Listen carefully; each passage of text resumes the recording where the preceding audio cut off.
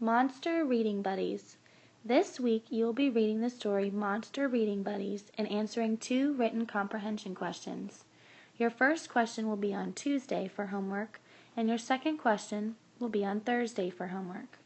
Let's listen to Monster Reading Buddies.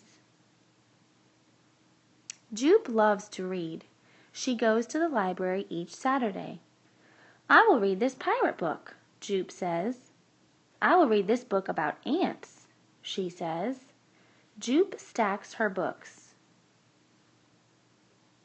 Then she looks for more books. "This whale book looks good," she says. "This joke book is funny," she says. It is the end of the day. The library is closing. Jupe uses her library card. Then Jupe tries to pick up her stack of books.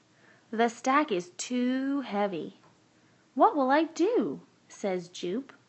Jupe looks out the library window. She sees Lurk. Lurk is pulling a wagon. "Can I put my books in your wagon?" asks Jupe. "Sure," says Lurk. Jupe reads to Lurk as he pulls the wagon. She reads about pirates and ants. She reads jokes from her joke book. The next Saturday, Lurk gets his own library card. Now they need 2 wagons. Now that you've listened to the story, it's time to answer your written comprehension questions. Here are 5 hints to help you make sure that your answer is the best that it can be. Your first hint is to use the question in your answer. For example, if the question asked you, "Who is the character in the book?"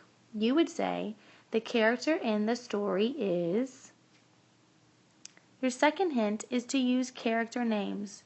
Try not to use words like he, she, or they, because the person reading your answer won't know who you're referring to. Using character names helps the reader know exactly who you're talking about. Your third hint is to use the book to find your answer. We call this text evidence. Go back in the story, use the words and the pictures to find your answer to your question. Your fourth hint is to use the word because. Because is a first grader's best friend. If you use the word because, then you are explaining your answer, which means your answer will be the best it can be. Your fifth clue is to check your answer. We always want to check our work in everything that we do. It's important to read your answer, even read it out loud. Make sure everything you've written is the way you want it to be, and that you've answered all parts of the question. Good luck!